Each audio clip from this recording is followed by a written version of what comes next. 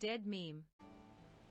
Alright, so we're back to play some Valheim. Basically, I want to do a things you should know about each biome. So we're not going to cover absolutely every item, but we're going to go over the valuable items or critical items that you're going to need in order to advance through the Meadows Biome. So the Meadows Biome is primarily a Stone Age kind of deal. So you're going to be searching the world for stones, like this one. You're going to be searching for sticks, like this one. And once you've done that, you'll be able to, once you've done enough of that, you'll be able to craft some items. So I've got more unlocked due to debug mode.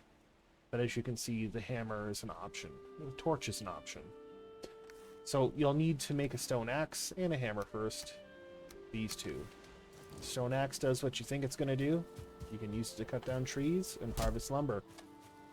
The hammer will allow you to build various structures. So we'll get a bit deeper into building in a little bit, but other valuable resources you will find in this biome are berries. And here are some mushrooms. They're usually relatively easy to spot. So mushrooms and berries are kind of like a good beginner food. You don't need to cook them, and they'll give you a little bit more health and stamina. Alright, once you have those tools, with that axe, you can easily defeat the boar. And the boar will provide us with some other resources.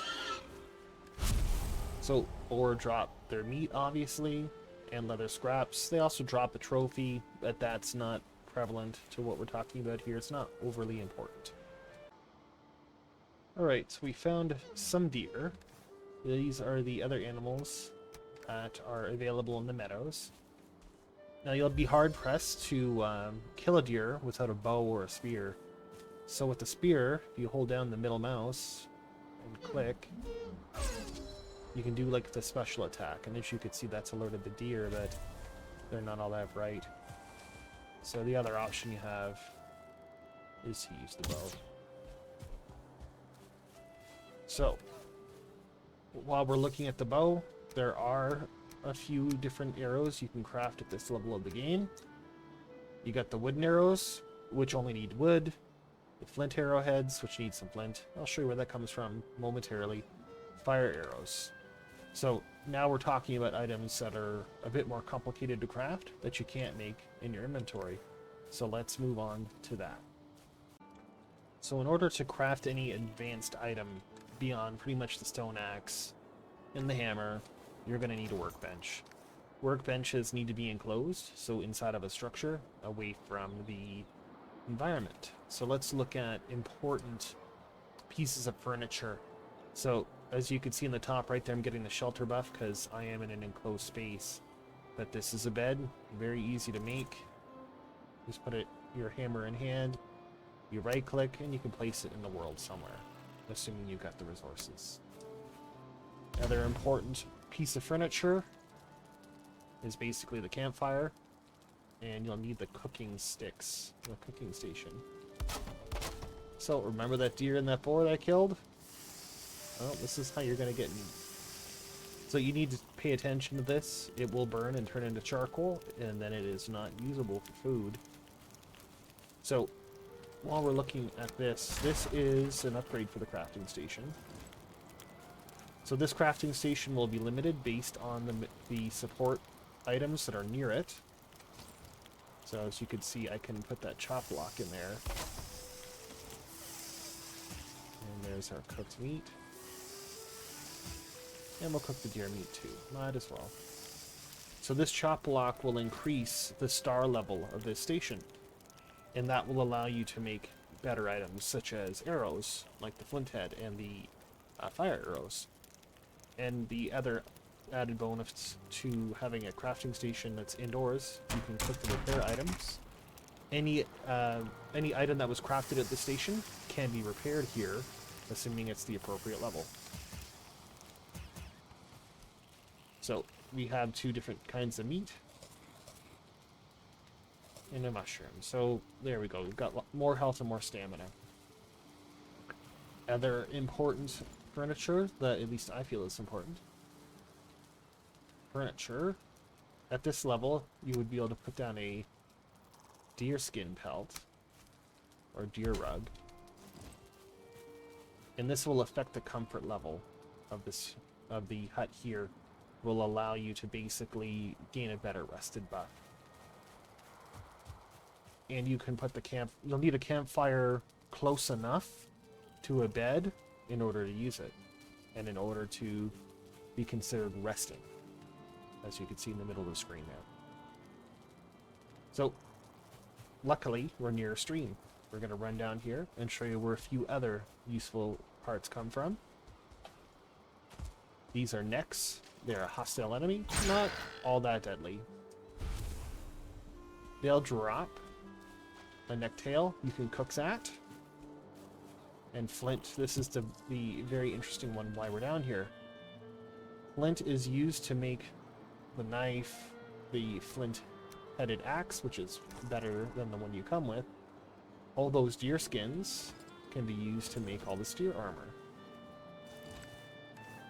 But you'll need the crafting station in order to do so. The shield is a important defensive weapon, or not really a weapon. But basically you can use this to block incoming attacks. Can be upgraded at a crafting station. This is a real fun one, the Stag Breaker. I know some of you are saying, but wait a minute, you have to go to the Darkwood in order to get the material for this. Well, you can cut down a pine tree at this level. The issue is getting to the Dark Forest safely. So just a cool little preview. That little AoE thing can damage, well, not just those trees, but any sort of creature it impacts as well. So it's a very useful early AoE weapon. And of course, once you have the crafting table set up in that enclosed space, you have the hoe. So the hoe, if we right click here, we have a few options. You can create paths, raise and lower the terrain. These two require a crafting station to be nearby. But you can just kind of flatten the terrain. And you could use that in order to basically prepare the land near your home. So here's a good example. If I want to make my house bigger, I can flatten the terrain and prepare it.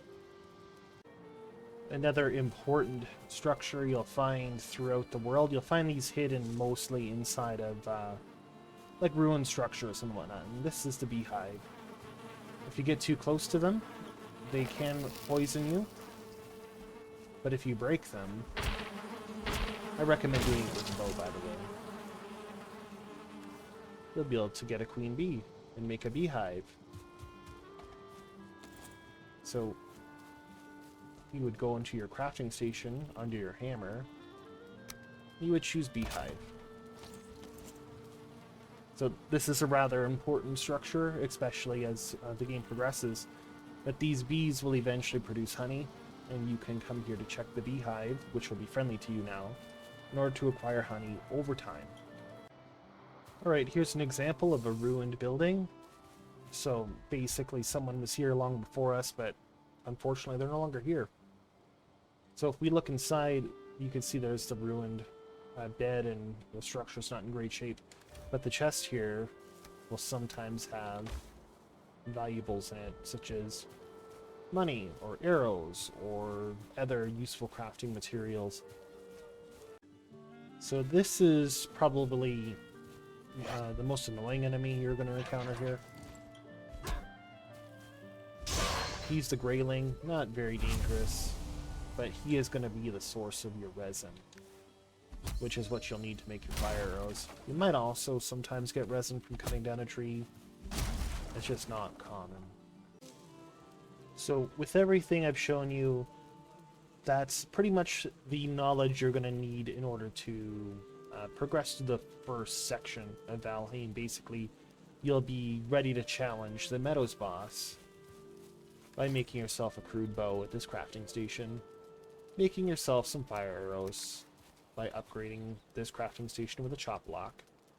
All the materials required I've shown you throughout the world, so sticks and stones can be found laying on the ground. Once you have enough, you can cut down the trees to get more. Flint is a better source of stone tools, which is down by the rivers. And of course, there's the boar, and there's the necks. These are some of the enemies and animals that are available for you to acquire your meat from. And there are berries and mushrooms throughout the land, which I've shown you earlier. So if you want to improve your chances of success, building a shelter with a fire nearby and a bed and some sort of furniture, you'll be able to rest. And you'll be able to turn that resting buff into a rested state buff, which is important to keep your stamina up and to reduce your stamina drain.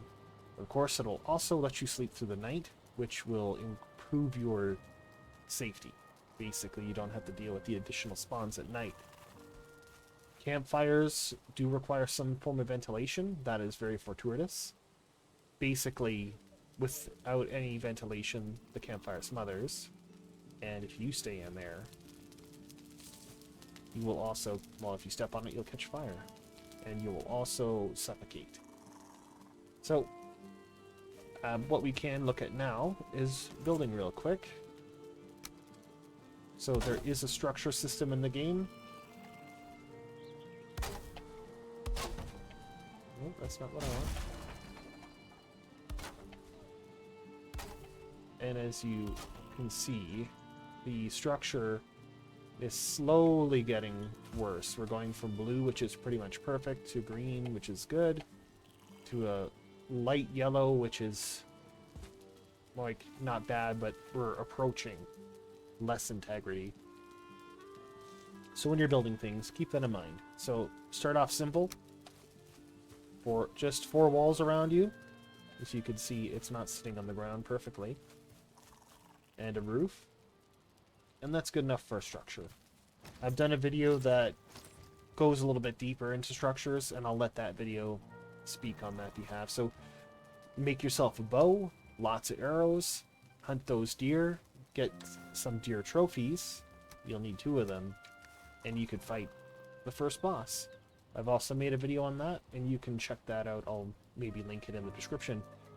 Now, if the video is helpful or you like it, anything like that, you can leave me a like or a sub. You can also put anything in the comments that I may have missed. Like, I know I didn't talk about dandelions, but they have no use right now. They don't have a direct crafting recipe. They kind of just take up space in your treasure boxes.